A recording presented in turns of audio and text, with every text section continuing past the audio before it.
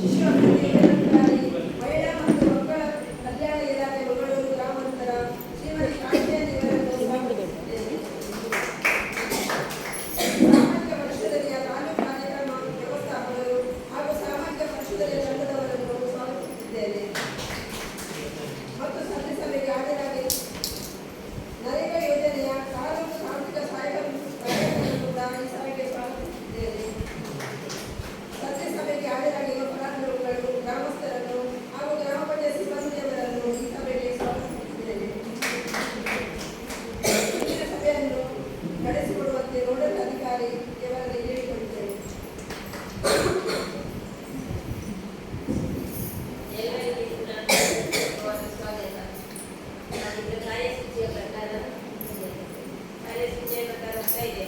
ನಾನು ಶಿಶು ಅಭಿವೃದ್ಧಿ ಯೋಜನಾಧಿಕಾರಿ ಎಲ್ಲ ಅವರ ಪರವಾಗಿ ಬಂದಿದ್ದೇನೆ. ಕರ್ತವ್ಯ ನಿರ್ವಹಿಸಿದ್ದೇನೆ. ಹಾಗೆ ಸಹಾಯಕ ಶಿಶು ಅಭಿವೃದ್ಧಿ ಯೋಜನಾಧಿಕಾರಿ ಅಪಾಯ ಕರ್ತವ್ಯವನ್ನು ನಿರ್ವಹಿಸುತ್ತೇನೆ.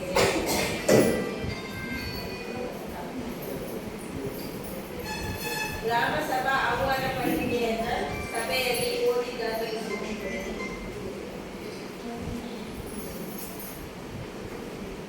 ದಕ್ಷಿಣ ಕನ್ನಡ ಜಿಲ್ಲಾ ಮೂಡುಬಿದಿರೆ ತಾಲೂಕು ಗುತ್ತಿಗೆ ಗ್ರಾಮ ಪಂಚಾಯತಿಯಲ್ಲಿ ದಿನಾಂಕ 1/4/2024ರಿಂದ 31/3/2025 ಅವಧಿಯ 2024-25 ಸಾಲಿನ ಮಹಾತ್ಮ ಗಾಂಧಿ ರಾಷ್ಟ್ರೀಯ ಉದ್ಯೋಗ ಖಾತರಿ ಯೋಜನೆಯಡಿ ಸಾಮಾಜಿಕ ಪರಿಷದರಿಯು ದಿನಾಂಕ 1/9/2025ರಿಂದ 8/9/2025 ನಡೆಯಲಿದ್ದು, ದಿನಾಂಕ 8/9/2025ರಂದು ಸಾಮಾಜಿಕ ಪರಿಷದರಿ ಗ್ರಾಮ ಸಭೆಯನ್ನು ಗುತ್ತಿಗೆ ಗ್ರಾಮ ಪಂಚಾಯತ್ನ ಸಭಾಂಗಣದಲ್ಲಿ ಪೂರ್ವ 4 ಗಂಟೆಗೆ ನಡೆಯಲಿದ್ದು, ಸದರಿ ಸಭೆಯಲ್ಲಿ ಎಲ್ಲ ಗ್ರಾಮಸ್ಥರು ಭಾಗವಹಿಸಲು ಈ ಮೂಲಕ ಕೋರಲಾಗಿದೆ ಮತ್ತು ಈ ಯೋಜನೆಗೆ ಸಂಬಂಧಿಸಿದ ಅಹವಾಲುಗಳು ಇದ್ದಲ್ಲಿ ಸಾಮಾಜಿಕ ಪರಿಷದರಿ ಗ್ರಾಮ ಸಭೆಯಲ್ಲಿ ಸಲ್ಲಿಸಬೇಕಾಗಿದೆ.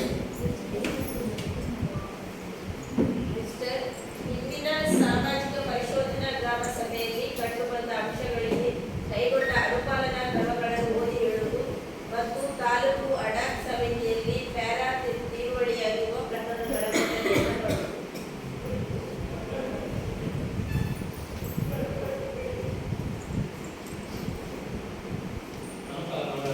ಗುತ್ತಿಗೆ ಗ್ರಾಮದ ಕೃಷ್ಣಗೌಡ ವೆಂಕಟಗೌಡ ನೆಲಗುಂಬೆಯವರ ಜಮೀನಿನ ಅಡಿಕೆಗಳನ್ನು ಸದರಿ ಕಾಮಗಾರಿಗೆ ಸಂಬಂಧಪಟ್ಟ ಅಧಿಕಾರಿಗಳಿಂದ ಚೆಕ್ಮೆಂಟ್ ಆಕ್ಷೇಪಣೆಗೆ ಸೂಚಿಸಲಾಗಿದೆ. ಕೈಗೊಂಡ ಕ್ರಮ ಸದರಿ ಕಾಮಗಾರಿಗೆ ಚೆಕ್ಮೆಂಟ್ ಮಾಡಿಸಲಾಗಿದೆ. ಗುತ್ತಿಗೆ ಗ್ರಾಮದ ಸೀನನಾಯಕ ಅಪ್ಪನಾಯಕ ತಲವಾರಗಡ್ಡ ಇವರ ಜಮೀನಿನಲ್ಲಿ ದನದ ಹಟ್ಟಿಯ ಸದರಿ ದನದ ಹಟ್ಟಿಯಲ್ಲಿ ದನಸಂಚನೆ ಮಾಡಲು ಇತರ ಸಾಮಗ್ರಿಗಳನ್ನು ಶೇಖರಣೆ ಮಾಡಿದ್ದು, ಪಾವತಿ ಮೊತ್ತ 30,552 ಆಕ್ಷೇಪಣೆಗೆ ಸೂಚಿಸಿದೆ. ಕೈಗೊಂಡ ಕ್ರಮ ಸದರಿ ಕಾಮಗಾರಿಗೆ ಸಂಬಂಧಪಟ್ಟ ದನ ಸಾಕಣೆ ಮಾಡಿದ ಪತ್ರವನ್ನು ಅನುಪಾಲನಾ ವರದಿಯನ್ನು ಓದಿ ಹೇಳಿದ್ದಾರೆ. ಯೋಜನೆಯ ಕುರಿತು ನಮ್ಮ ತಾಲೂಕು ಕಾರ್ಯಕ್ರಮ ವ್ಯವಸ್ಥಾಪಕರಿಂದ ಪ್ರಾಸ್ತಾವಿಕವಾಗಿ ಅದಕ್ಕಿಂತ ಮುಂಚೆ ಏನು ತೋಟಗಾರಿಕೆ ಇಲಾಖೆಗೆ ಸಂಬಂಧಪಟ್ಟ ಹಾಗೆ ತಾಲೂಕು ಅಡಾಕ್ ಸಮಿತಿಯಲ್ಲಿ ಪ್ಯಾರಾ ತೀರುವಳಿಯಾಗಿರುವ ಒಂದು ವರದಿಯನ್ನು ಅವರು ಸಲ್ಲಿಸಿದ್ದಾರೆ. ಸಭೆಯಲ್ಲಿ ಮಂಡನೆ ಮಾಡ್ತಾರೆ. ಗುತ್ತಿಗೆ ಗ್ರಾಮದ ದನಕೀರ್ತಿ ಬಲಿಪುರವರ ಅಡಿಕೆ ತೋಟವನ್ನು ಪುನಶ್ಚೇತನಗೊಳಿಸುವ ಬಗ್ಗೆ 2018-19 ಕಾಮಗಾರಿ ಇದೊಂದು ಕಡತ member AEP in the field of Prabhakar Sanjeeva Rao of Delhi DGP. ಮೇಲಿನ ಕಾಮಗಾರಿಯನ್ನು ಸಾಮಾಜಿಕ ಅರಣ್ಯ ಇಲಾಖೆ ಅನುಷ್ಠಾನಿಸಿದ್ದು, ತೋಟಗಾರಿಕೆ ಇಲಾಖೆ ಅನುಷ್ಠಾನಿಸಿದ್ದು, ಕಡತವನ್ನು ಸಾಮಾಜಿಕ ಪರಿಷದರಿಗೆ ನೀಡಿರುವುದಿಲ್ಲ. ಇನ್ನು pepper AEP in the field of Varija N. Moonian of Sampide ಗುತ್ತಿಗೆ GP. ಮೇಲಿನ ಕಾಮಗಾರಿಯನ್ನು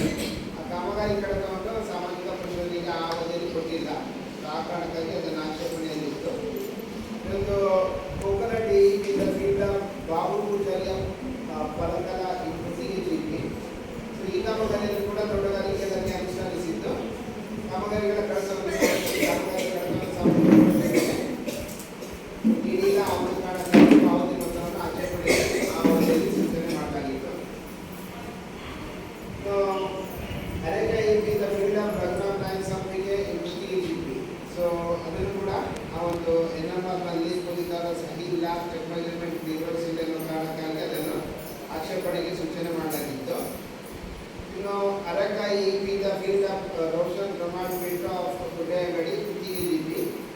ಕಳೆದ ಒಂದು ಸಾಮಾಜಿಕ ಪರಿಷತ್ನಲ್ಲಿ ನೀಡಿಲ್ಲ ಆ ಒಂದು ಕಾರಣಕ್ಕಾಗಿ ಅದನ್ನು ಆಕ್ಷೇಪಣೆಗೆ ಸೂಚಿಸಲಾಗಿತ್ತು. ಅಂದರೆ ಇದು ತೋಟಗಾರಿಕೆ ಇಲಾಖೆಗೆ ಸಂಬಂಧಪಟ್ಟ ಕಾಮಗಾರಿಗಳ ಕಡತಗಳು. ಇಲ್ಲಿ ಏನಾಗಿದೆ ಅಂತ ಹೇಳಿದ್ರೆ, ಈಗ ಅಲ್ಲಿ ತೋಟಗಾರಿಕೆಯಲ್ಲಿ ಹಿಂದೆ ಕಾರ್ಯನಿರ್ವಹಿಸಿದ ಅಧಿಕಾರಿಯವರು ಕಾರಣಾಂತರದಿಂದ ಬೇರೆ ಕಡೆಗೆ ವರ್ಗಾವಣೆ ಆಗಿ ಹೋಗಿದ್ದಾರೆ. ಸೊ ಅವರ ಅವಧಿಯಲ್ಲಿ ಏನು ಕಾಮಗಾರಿಗಳ ಒಂದು ಆಕ್ಷೇಪಣೆಗೆ ಬಂದಂಥ ಪ್ರಕರಣಗಳ ಬಗ್ಗೆ ತಾಲೂಕು ಅಡಕ್ ಕಮಿಟಿಯಲ್ಲಿ ಅದನ್ನು ನಿರ್ವಹಣೆ ಮಾಡಿರೋ ಬಗ್ಗೆ ಒಂದು ವರದಿಯನ್ನು ಇಲ್ಲಿ ಸಲ್ಲಿಸಿದ್ದಾರೆ.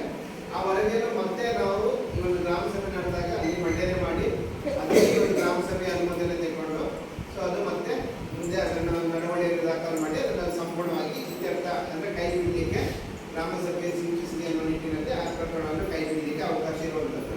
ಹಾಗಾಗಿ ಇದನ್ನು ಕೂಡ ಈ ಒಂದು ವರದಿಯನ್ನು ಮಂಡನೆ ಮಾಡಿದ್ದೇನೆ. ಸೊ ಹಾಗೆ ಕಳೆದ ಬಾರಿ ಕುತ್ತಿಗೆ ಗ್ರಾಮ ಪಂಚಾಯತಿನ 2 ಪ್ರಕರಣಗಳು ಅಡಕ್ ಕಮಿಟಿಯಲ್ಲಿ ತೀರ್ಮಾನ ಆಗಿತ್ತು. ಸೊ ಅದನ್ನು ಕೂಡ ಮಂಡನೆ ಮಾಡಿದ್ರು. ಇದ್ರ ಮೇಲೆ ಕೇಳ್ಬೋದು ಕೇಳಿ ಸಭೆಗೆ ಏನಾದರೂ ಕೇಳುವಂಥದ್ದಿದೆ. ಪ್ರಶ್ನೆಗಳಿದ್ದು ಕೇಳಿ. ಇದು ಅರ್ಥ ಆಯ್ತಾ? ಇದು ಏನು ಅಂತ ಹೇಳಿದ್ರೆ ಈ ವರ್ಷದಲ್ಲ, ಹಿಂದೆ ಏನು ಆಡಿಟ್ ಆಗಿತ್ತಲ್ವ ಆವಾಗ ಕೆಲವೊಂದು ಲೋಪಗಳು ಬರುತ್ತೆ, ಆಕ್ಷೇಪಣೆ ಅಸಲಾತಿ ಇರ್ಬೋದು. ಸೊ ಅದರ ನಂತರ ತಾಲೂಕು ಅಡಕ್ ಸಮಿತಿ ಅಂತ ಇದೆ, ಅಲ್ಲಿ ಮತ್ತೆ ಅವರು ದಾಖಲೆಗಳನ್ನು ತೆಗೆದುಕೊಂಡು ಹೋಗಿ ಆ ಸಮಿತಿ ಮುಂದೆ ಹಾಜರುಪಡಿಸಿ ಅಲ್ಲಿ ಅವರು ಆಯ್ತು ಇವರು ಸರಿ ಮಾಡಿದ್ದಾರೆ, ಈ ಪ್ರಕರಣ ಕೈ ಬಿಡ್ಬೋದು ಅಂತ ಅಲ್ಲಿ ತೀರ್ಮಾನ ಆಗುತ್ತೆ. ಆ ತೀರ್ಮಾನ ಆಯಿತು ಅಂತ ಹೇಳಿದ್ರೆ ಅದು ಕಂಪ್ಲೀಟ್ ಆಗಿ ಮತ್ತೆ ನಾವು ಈ ಗ್ರಾಮ ಸಭೆ ಬಂದಾಗ ಆ ಏನು ಪ್ರಕರಣ ಅಲ್ಲಿ ತೀರ್ವಳಿ ಆಗಿರೋ ಪ್ರಕರಣವನ್ನು ಸಭೆಯಲ್ಲಿ ಮಂಡಿಸಬೇಕು. ಮಂಡಿಸಿ ನಿಮ್ಮ ಒಪ್ಪಿಗೆ ಪಡ್ಕೋಬೇಕು. ನಿಮಗೇನಾದರೂ ಕ್ಲಾರಿಫಿಕೇಶನ್ ಇದ್ದರೆ ನೀವು ಕೇಳ್ಬೋದು. ಇಲ್ಲ ಅಂತ ಹೇಳಿದ್ರೆ ನೀವು ಆ ವರದಿಯನ್ನು ಅನುಮೋದಿಸಿದ್ರೆ ಅದು ಕಂಪ್ಲೀಟ್ ಆಗಿ ಇದ್ದವು. ಆಯ್ತು. ಇಲ್ಲ ಅಂತ ಹೇಳಿದ್ರೆ ಒಂದು ವರದಿಗೆ ಅನುಮೋದನೆ ಕೊಟ್ಟರೆ ನಾವು ಮುಂದಕ್ಕೆ ಹೋಗ್ಬೋದು. ಕ್ಲಾಪ್ ಕೊಟ್ಟು ಅನುಮೋದಿಸಬಹುದು.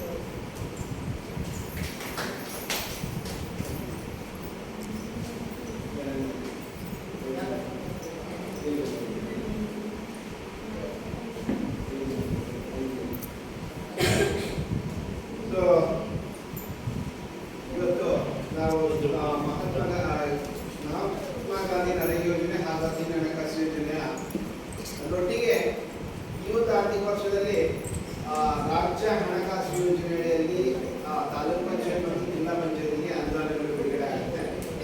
ಆ ಒಂದು ಕಾಮಗಾರಿಗಳ ಸಾಮಾಜಿಕ ಪರಿಶೀಲನೆಯನ್ನು ಕೂಡ ನಾವು ಈ ಒಂದು ಸಾಮಾಜಿಕ ಪರಿಶೀಲನೆ ಅವಧಿಯಲ್ಲಿ ಮಾಡ್ಕೊಂಡು ಬಂದಿದ್ದೇವೆ. ಕಳೆದ 5 ವರ್ಷಗಳಲ್ಲಿ ಅಂತ ಹೇಳಿದ್ರೆ 2020-21ರಿಂದ ಹಿಡಿದು 24-25ನೇ ಅವಧಿವರೆಗೆ ರಾಜ್ಯ ಹಣಕಾಸು ಯೋಜನೆ ಅಡಿ ಏನೆಲ್ಲ ಅನುದಾನಗಳು ಬಿಡುಗಡೆ ಆಗಿದೆ, ಆ ಅನುದಾನ ಬಿಡುಗಡೆಗೆ ಸಂಬಂಧಪಟ್ಟಂತೆ ನಿಮ್ಮ ಗ್ರಾಮ ಪಂಚಾಯತ್ನಲ್ಲಿ ಆ ಅನುದಾನದ ಖರ್ಚು ವೆಚ್ಚಗಳು ಏನೆಲ್ಲ ಆಗಿವೆ ಅನ್ನೋದ್ರ ಬಗ್ಗೆ ಕೂಡ ನಾವು ಸಾಮಾಜಿಕ ಪರಿಶೀಲನೆ ನಡೆಸಿದ್ದೇವೆ.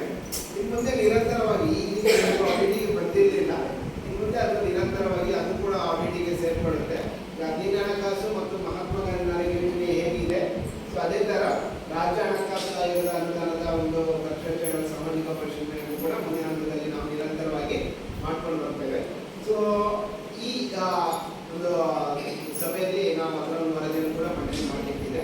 ಇವತ್ತಿನ ಒಂದು ಗ್ರಾಮ ಸಭೆಯ ಅಧ್ಯಕ್ಷತೆಯನ್ನು ವಹಿಸಿಕೊಂಡಿರುವಂತಹ ಮಂಡಲ ಅಧಿಕಾರಿ ಅವರೇ, ಅದೇ ರೀತಿ ಕುತ್ತಿಗೆ ಗ್ರಾಮ ಪಂಚಾಯತಿನ ಉಪಾಧ್ಯಕ್ಷರೇ, ಎಲ್ಲ ಗೌರವಾನ್ವಿತ ಸದಸ್ಯರುಗಳೇ, ಅದೇ ರೀತಿ ಮಹಾತ್ಮ ಗಾಂಧಿ ನರೇಗಾ ಯೋಜನೆಯ ತಾಲೂಕು ತಾಂತ್ರಿಕ ಅಭಿಯಂತರರೇ, ಅದೇ ರೀತಿ ಕುತ್ತಿಗೆ ಗ್ರಾಮ ಪಂಚಾಯತಿನ ಕಾರ್ಯದರ್ಶಿಯವರೇ ಮತ್ತು ಗ್ರಾಮ ಪಂಚಾಯತ್ ಸಿಬ್ಬಂದಿಗಳೇ ಮತ್ತು ಆಗಮಿಸಿರತಕ್ಕಂತಹ ಗ್ರಾಮಸ್ಥರೇ ಮತ್ತು ಫಲಾನುಭವಿಗಳೇ, ಬಹುಶಃ ನರೇಗಾ ಮುಂದಿನ ನೋಟ ಕಂಪ್ಲೀಟ್ ಆಗಿ ನಮಗೆ ಕಾಣ್ತಾ ಇದೆ. ಏನಾಗ್ಬೋದು ಎನ್ನುವಂಥ ಸೂಚನೆ ಇಲ್ಲೇ ಕಾಣ್ತಾ ಇದೆ. ಅಂದರೆ ಇಲ್ಲಿಂದಲ್ಲ ಪ್ರತಿಯೊಂದು ಗ್ರಾಮ ಪಂಚಾಯತ್ನಲ್ಲಿ ಎಷ್ಟರ ಮಟ್ಟಿಗೆ ಅದು ಇನ್ನು ಮುಂದೆ ಅದರ ಒಂದು ಅನುಷ್ಠಾನ ಆಗ್ಬೋದು ಎನ್ನುವ ನಿಟ್ಟಿನಲ್ಲಿ ನಮಗೆ ಅದು ಸಂಪೂರ್ಣವಾದ ಒಂದು ಪಿಕ್ಚರ್ ಗೋಚರ ಆಗ್ತಾ ಇದೆ. ಯಾಕಂತ ಹೇಳಿದ್ರೆ ಜನರಿಗೆ ಉತ್ಸಾಹ ಇಲ್ಲ. ಇದು ಬಹಳ ಮಹತ್ವಪೂರ್ಣ ಒಂದು ಮಹತ್ವಾಕಾಂಕ್ಷೆಯ ಒಂದು ಯೋಜನೆ ಹೀಗೆ ಆಗ್ತಾ ಬಂತು ಅಂತ ಹೇಳಿದ್ರೆ ಮುಂದೊಂದಿನ ಯೋಜನೆ ಸಂಪೂರ್ಣವಾಗಿ ನಿಂತು ಹೋಗುತ್ತೆ. ಇದರಲ್ಲಿ ಯಾವುದೇ ರೀತಿಯ ಸಂಶಯ ಇಲ್ಲ. ಯಾಕಂತ ಹೇಳಿದ್ರೆ ಸರ್ಕಾರಗಳು ಎಷ್ಟೆಷ್ಟು ಕ್ರಮಗಳನ್ನು ತಗೊಳ್ತಾರೆ ಅಂದ್ರೆ ಏನೆಲ್ಲ ಶ್ರಮವನ್ನು ಹಾಕಿದ್ರು ಕೂಡ ಅಂತಿಮವಾಗಿ ನಮಗೆ ರಿಸಲ್ಟ್ 0, ಫಲಾನುಭವಿಗಳು ಹೋಗ್ತಾ ಇಲ್ಲ ಅಂತ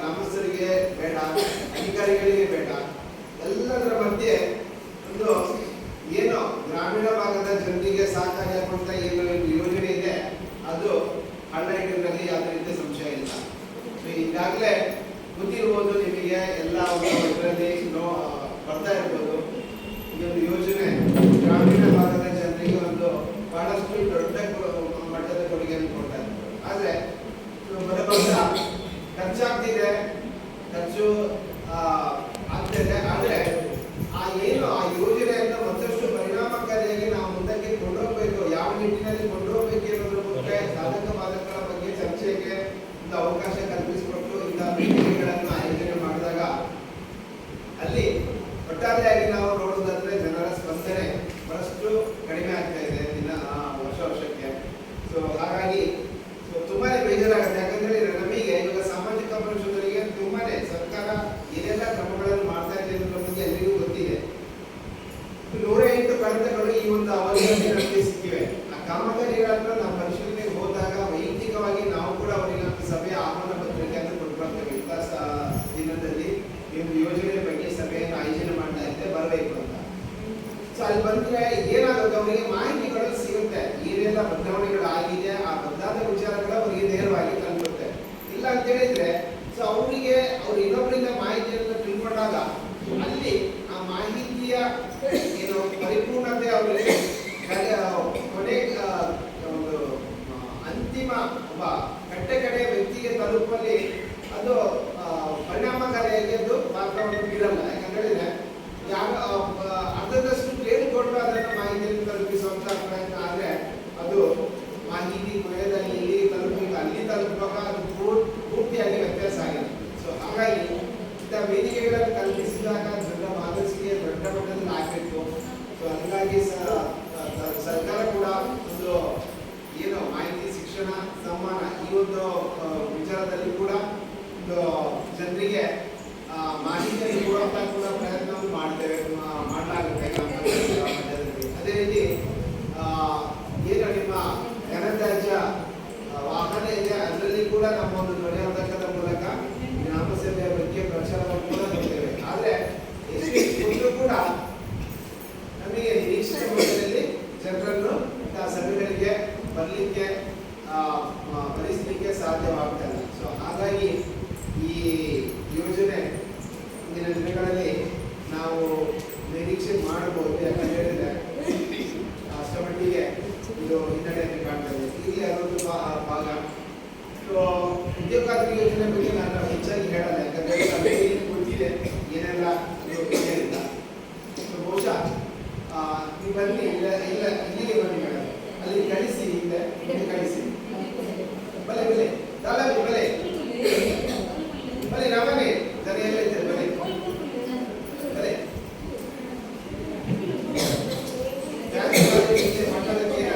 ಬಲೆ ಬಲೆ ಬಲೆ ಮೇಡಮ್ ಬಲೆ.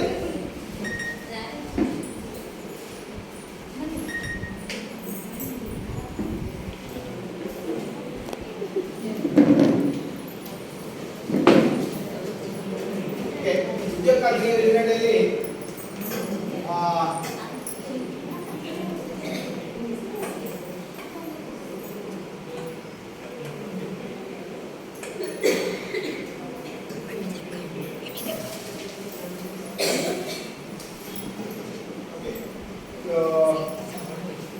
ಹತ್ರ ನಮಗೆ ಉದ್ಯೋಗಾರ್ಥಿ ಯೋಜನೆಯಲ್ಲಿ ಹೇಳುವಂಥದ್ದು ಹೊಸದಾಗಿ ಹೇಳುವಂಥದ್ದು ಏನಿಲ್ಲ. ಇಲ್ಲಿ ಒಂದು ಮಾಹಿತಿಯನ್ನು ನಿಮಗೆ ಮತ್ತೆ ನಿಮ್ಮ ಏನು ಹೇಳಿದ್ರೆ ಯಾವುದೇ ಕಾರಣಕ್ಕೆ ಈ ಯಂತ್ರ ಬಳಕೆ ಮಾಡ್ಕೊಳ್ಳುವಾಗಿಲ್ಲ.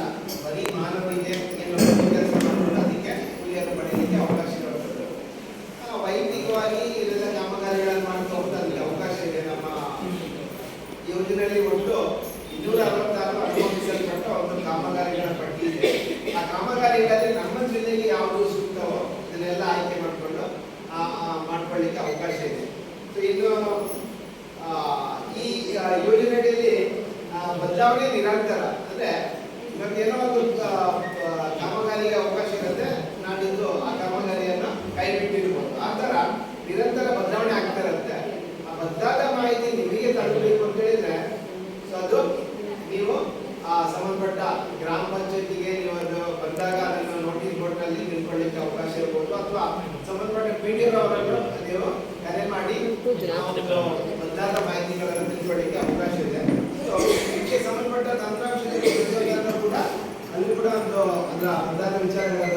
ನಿಮಗೆ ಮಾಹಿತಿ ತಿಳ್ಕೊಳ್ಳಿಕ್ಕೆ ಅವಕಾಶ ಇರುತ್ತೆ.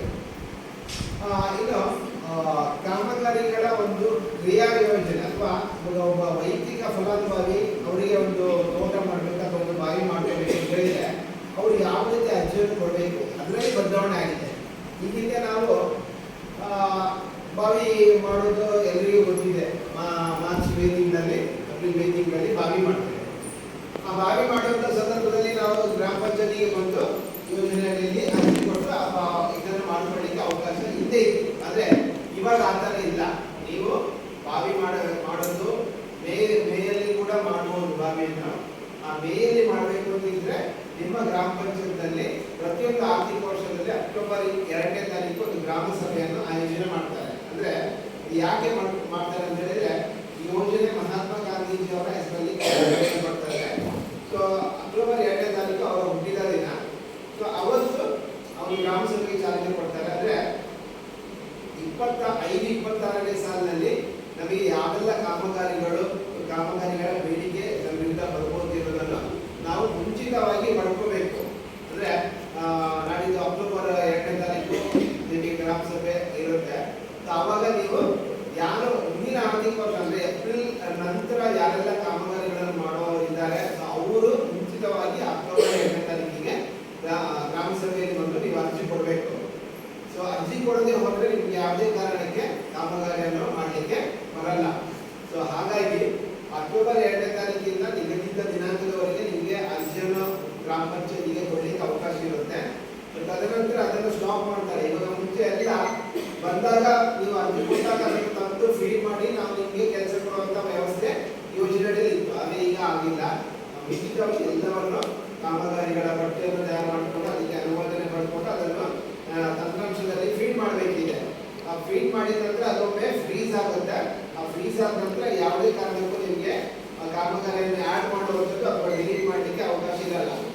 ಸೊ ನೀವು ಯಾವಾಗ ಕಾಮಗಾರಿಯನ್ನು ಮಾಡಲಿಕ್ಕೆ ಬರ್ತೀರಾ ಪ್ರಾರಂಭಿಸ್ತೀರಾ ತದನಂತರ ನಿಮಗೆ ಅದರ ಪಾವತಿಯನ್ನು ಮಾಡಿಕೊಂಡು ಕೆಲಸವನ್ನು ಮಾಡ್ಕೊಳ್ಳಿಕ್ಕೆ ಅವಕಾಶ ಇದೆ. ಸೊ ಹಾಗಾಗಿ ಬದ್ದಾದ ವಿಚಾರಗಳನ್ನು ನೀವು ಜನರಿಗೆ ತಲುಪಬೇಕು ಅಂತ ಹೇಳಿದ್ರೆ ಜನರು ಇಂತಹ ಸಭೆಗಳಲ್ಲಿ ಭಾಗವಹಿಸಬೇಕು. ಇಲ್ಲ ಅಂತ ಹೇಳಿದ್ರೆ ಅವರು ಹಿಂದಿನ ಏನು ಮಾಹಿತಿ ಇರುತ್ತೆ ಅದೇ ಪ್ರಕಾರ ಅದೇ ಮಾಹಿತಿಯನ್ನು ನಂಬಿಕೊಂಡಿರ್ತಾರೆ. ಸೊ ಹಾಗಾಗಿ ಹೆಚ್ಚಿನ ಒಂದು ಫಲಾನುಭವಿಗಳು ಇದರಿಂದ ವಂಚಿತರಾಗುವಂತಹ ಪ್ರಮೇಯ ಬರುವಂಥದ್ದು ಇದೇ ಕಾರಣಕ್ಕಾಗಿ ಮಾಹಿತಿ ಇನ್ನೂ ಜನರಿಗೆ ತಲುಪ್ತಾ ಇಲ್ಲ. ಸೊ ಆ ಒಂದು ನಿಟ್ಟಿನಲ್ಲಿ ಬದಲಾವಣೆಗಳಾಗಿದೆ. ಸೊ ಮತ್ತೆ ಏನು ನಿಮಗೆ ಅಕ್ಟೋಬರ್ 2ನೇ ತಾರೀಕು ನಂತರ ನೀವು ಗ್ರಾಮ ಸಭೆಗೆ ಬಂದು ನೀವು ಅಲ್ಲಿ ನಿಮ್ಮ ಬೇಡಿಕೆಯನ್ನು ಕೊಟ್ಟ ನಂತರ ನಿಮಗೆ ಒಂದು ಅದು ಬೇರೆ ಬೇರೆ ಪ್ರಕ್ರಿಯೆ ಇರುತ್ತೆ. ಈಗ ಅಕ್ಟೋಬರ್ 2ನೇ ತಾರೀಕು ಅದಕ್ಕೆ ಪ್ರಾರಂಭ ಆಯಿತು ಅಂತ ಹೇಳಿದ್ರೆ ಮಾರ್ಚ್ 30ನೇ ತಾರೀಕುವರೆಗೆ ಅದರ ಪ್ರಕ್ರಿಯೆ ಗ್ರಾಮ ಪಂಚಾಯತ್ ಮಟ್ಟದಲ್ಲಿ ಆಗ್ತಾನೆ ಇರುತ್ತೆ. ನಿಮಗೆ ಅಂತ ಹೇಳಿದ್ರೆ 1-4 ಏಪ್ರಿಲ್ ತಿಂಗಳಿಂದ ನಮ್ಮ ಆರ್ಥಿಕ ವರ್ಷ ಪ್ರಾರಂಭ ಆಗುವಂಥದ್ದು. ತದನಂತರ ನೀವು ಆ ಒಂದು 26ನೇ ಇಸವಿಯಲ್ಲಿ ನೀವು ಕಾಮಗಾರಿಗಳನ್ನು ಮಾಡಲಿಕ್ಕೆ ಮುಂಚಿತವಾಗಿ ಅರ್ಜಿ ಕೊಟ್ಟರೆ ಮತ್ತೆ ನೀವು ಯಾವ ಕಾಮಗಾರಿ ಮಾಡಲಿಕ್ಕೆ ಗ್ರಾಮ ಪಂಚಾಯತ್ ಕಾರ್ಯದರ್ಶಿ ಪತ್ರ ಕೊಡ್ತದೆ. ನೀವು ಬೇಡಿಕೆ ಕೊಟ್ಟಿದ್ದೀರಾ, ಅದು ಅನುಮೋದನೆ ಆಗಿದೆ, ಸೊ ನೀವು ಕಾಮಗಾರಿಯನ್ನು ಪ್ರಾರಂಭ ಮಾಡಬಹುದು ಅಂತ ಒಂದು ಕಾರ್ಯದರ್ಶಿ ಪತ್ರ ಕೊಡ್ತಾರೆ. ಆ ಕಾರ್ಯದರ್ಶಿ ಪತ್ರ ಇಟ್ಕೊಂಡು ನೀವು ಕಾಮಗಾರಿಯನ್ನು ಪ್ರಾರಂಭ ಮಾಡಬಹುದು. ಮಾಡೋದಕ್ಕಿಂತ ಮುಂಚೆ ಗ್ರಾಮ ಪಂಚಾಯತಿಗೆ ನೀವು ಮಾಹಿತಿಯನ್ನು ತಿಳಿಸಬೇಕು. ನಿಮ್ಮಷ್ಟಕ್ಕೆ ನೀವು ಕಾಮಗಾರಿಯನ್ನು ನಾನು ಅರ್ಜಿ ಕೊಟ್ಟಿದ್ದೇನೆ, ಕಾಮಗಾರಿಯನ್ನು ಮಾಡಿಕೊಂಡು ಹೋದ್ರೆ ಮತ್ತೆ ಸಮಸ್ಯೆ ಆಗುತ್ತೆ. ಗ್ರಾಮ ಪಂಚಾಯತ್ಗೆ ತಿಳಿಸಬೇಕು. ನೀವು ಅಲ್ಲಿ ಕಾಮಗಾರಿ ಪ್ರಾರಂಭ ಮಾಡೋದಕ್ಕಿಂತ ಮುಂಚೆ ಅಲ್ಲಿ ಕಾಮಗಾರಿ ಸ್ಥಳದಲ್ಲಿ ನಾಮಫಲಕ ಹಾಕಬೇಕು. ಕಾಮಗಾರಿ ಸ್ಥಳದ ಖಾಲಿ ಛಾಯಾಚಿತ್ರವನ್ನು ತಂತ್ರಾಂಶಕ್ಕೆ ಅಪ್ಲೋಡ್ ಮಾಡಬೇಕು. ಕೆಲಸ ಮಾಡ್ತಾ ಇರುವಾಗ ಒಂದು ಛಾಯಾಚಿತ್ರವನ್ನು ತಂತ್ರಾಂಶಕ್ಕೆ ಅಳವಡಿಸಬೇಕು. ಮತ್ತೆ ಕಾಮಗಾರಿ ಮುಗಿದ ನಂತರ ನೀವು ಆ ಒಂದು ಛಾಯಾಚಿತ್ರವನ್ನು ತಂತ್ರಾಂಶಕ್ಕೆ ಅಳವಡಿಸಬೇಕಿರುತ್ತೆ. ಸೊ ಅದು ಗ್ರಾಮ ಪಂಚಾಯತಿನ ಸಿಬ್ಬಂದಿಯವರು ಮಾಡ್ತಾರೆ. ಅದು ಹೇಗೆ ಆಗುತ್ತೆ ಅಂತ ಹೇಳಿದ್ರೆ ನೀವು ಮಾಹಿತಿ ಕೊಟ್ಟರೆ ಅವ್ರು ಬಂದು ಆ ತಂತ್ರಾಂಶವನ್ನು ಛಾಯಾಚಿತ್ರವನ್ನು ತಂತ್ರಾಂಶಕ್ಕೆ ಅಳವಡಿಸ್ತಾರೆ. ಮತ್ತೆ ನಿಮಗೆ ಕೂಲಿ ಪಾವತಿ ಇರ್ಬೋದು ಅಥವಾ ಸಾಮಗ್ರಿ ಪಾವತಿ ಇರ್ಬೋದು ನಿಮ್ಮ ಖಾತೆಗೆ ಜಮಾ ಇರುತ್ತೆ. ಯಾವುದೇ ಸಮಸ್ಯೆ ಬರಲ್ಲ. ಯಾವುದು ಫಾಲೋ ಆಗಿಲ್ಲ ಅಂತ ಹೇಳಿದ್ರೆ ಮತ್ತೆ ಅದೇ ಸಮಸ್ಯೆ ನಿಮಗೆ ಬರುತ್ತೆ. ಸೊ ಅದರೊಟ್ಟಿಗೆ ಇದು ಕಾಮಗಾರಿಯ ಒಂದು ನಿಯಮ. ಯಾವ ಥರ ನೀವು ಪೂರ್ವ ಸಿದ್ಧತೆ ಮಾಡ್ಕೋಬೇಕು ಮತ್ತು ಕಾಮಗಾರಿಯನ್ನು ಮಾಡ್ಕೋಬೇಕು ಅಂತ ಹೇಳಿದ್ರೆ ಏನೆಲ್ಲ ಮಾಡಬೇಕು ಅನ್ನೋದಕ್ಕೆ. ಇನ್ನು ಕಾಮಗಾರಿ ಮಾಡಿದ ನಂತರ ಅಂದ್ರೆ ನೀವು ಕಾಮಗಾರಿಗೆ ಅರ್ಜಿ ಕೊಡ್ತೀರಲ್ವಾ, ಆ ಕಾಮಗಾರಿಗೆ ಅರ್ಜಿ ಕೊಡುವಾಗಲೇ ಮುಂಚಿತವಾಗಿ ನೀವೊಂದು ಮುಚ್ಚಳಿಕೆ ಪತ್ರವನ್ನು ಕೂಡ ಬರೆದುಕೊಡ್ಬೇಕಾಗುತ್ತೆ. ಯಾಕಂತ ಹೇಳಿದ್ರೆ ಈ ಹಿಂದೆ ನಾವು ಏನೇ ಸಾಮಾಜಿಕ ಪರಿಶೀಲನೆ ನಡೆಸಿದಾಗ ಕೆಲವೊಂದು ಹಲವಾರು ಪ್ರಕರಣಗಳು ಬಂದಿದೆ. ಬಂದಿದೆ, ವರದಿ ಆಗಿದೆ. ಅಂದ್ರೆ ಇವರು ಏನು ಹಟ್ಟಿ ಮಾಡುದು, ಹಟ್ಟಿ ಮಾಡಿಬಿಟ್ಟು ಅಲ್ಲಿ ದನ ಸಾಕೋದಿಲ್ಲ, ಬೇರೆ ಏನೇನೋ ಕಟ್ಟಿಗೆಯನ್ನು ಶೇಖರಣೆ ಮಾಡೋದು, ಅಥವಾ ಬೇರೆ ಯಾವುದೋ ಒಂದು ಹಟ್ಟಿಯನ್ನು ಬೇರೆ ಇನ್ಯಾವುದೋ ಉದ್ದೇಶಕ್ಕೆ ಬಳಕೆ ಮಾಡೋದು. ಸೊ ಆ ಥರ ಎಲ್ಲ ಒಂದು ಕಾಮಗಾರಿಗಳ ಬಗ್ಗೆ ಒಂದು ವರದಿ, ಸಾಮಾಜಿಕ ಪರಿಶೀಲನೆ ವರದಿ ಹೋಗಿತ್ತು. ಸೊ ತದನಂತರ ಸರ್ಕಾರದಿಂದ ಒಂದು ಆದೇಶ ಬಂತು, ಯಾರು ವೈಯಕ್ತಿಕವಾಗಿ ಕಾಮಗಾರಿ ಪ್ರಯೋಜನ ಪಡ್ಕೊಳ್ಳಿಕ್ಕೆ ಮುಂದೆ ಬರ್ತಾರೋ ಸೊ ಅವರು ಆ ರಿಸಲ್ಟಿಗೆ ಒಂದು ಮುಚ್ಚಳಿಕೆ ಪತ್ರವನ್ನು ಕೂಡ ಬರೆದುಕೊಡ್ಬೇಕಾಗುತ್ತೆ. ಅಂದ್ರೆ ಏನು ಅಂತ ಹೇಳಿದ್ರೆ, ಈ ಕಾಮಗಾರಿಯನ್ನು ನಾನು ಮುಂದಿನ 5 ವರ್ಷಗಳವರೆಗೆ ಸೂಕ್ತ ರೀತಿಯಲ್ಲಿ ನಿರ್ವಹಿಸ್ತೇನೆ, ಇದನ್ನು ಯಾವುದೇ ಕಾರಣಕ್ಕೆ ನಾನು ದುರುಪಯೋಗ ಮಾಡಲ್ಲ. ಒಂದು ವೇಳೆ ನಾನು ದುರುಪಯೋಗ ಮಾಡಿಕೊಂಡ್ರೆ ಅದಕ್ಕೆ ನಾನೇ ನೇರ ಹೊಣೆ ಎನ್ನುವ ನಿಟ್ಟಿನಲ್ಲಿ ಅವರು ಮುಚ್ಚಳಿಕೆ ಪತ್ರವನ್ನು ಕೂಡ ಆ ರಿಸಲ್ಟಿಗೆ ಕೊಡಬೇಕಾಗುತ್ತೆ. ಸೊ ಹಾಗಾಗಿ ಅದು ಸರ್ಕಾರದ ಆದೇಶಗಳಿಂದ ನಾವು ಸಾಮಾಜಿಕ ಪರಿಶೀಲನೆ ಸಂದರ್ಭದಲ್ಲಿ ಆ ಕಡತವನ್ನು ನಾವು ಕೂಡ ಪರಿಶೀಲನೆ ಮಾಡ್ತೇವೆ, ಅವರು ಮುಚ್ಚಳಿಕೆ ಪತ್ರ ಕೊಟ್ಟಿದ್ದಾರೆ ಇಲ್ವಾ. ಇನ್ನು 2023ರವರೆಗೆ ಈ ಒಂದು ಯೋಜನೆಯಲ್ಲಿ ನಿಮಗೆ ಒಂದು ಕಾಮಗಾರಿಗೆ ಒಂದು ಕುಟುಂಬಕ್ಕೆ ಗರಿಷ್ಠ 2.5 ಲಕ್ಷಗಳವರೆಗೆ ನೀವು ಅನುದಾನವನ್ನು ಪಡ್ಕೊಳ್ಳಿಕ್ಕೆ ಅವಕಾಶ ಇತ್ತು. ಅಂದ್ರೆ 2.5 ಲಕ್ಷದ ಒಂದು ಪ್ರಯೋಜನವನ್ನು ವೈಯಕ್ತಿಕವಾಗಿ ನೀವು ಪಡ್ಕೊಳ್ಳಿಕ್ಕೆ ಅವಕಾಶ ಇತ್ತು.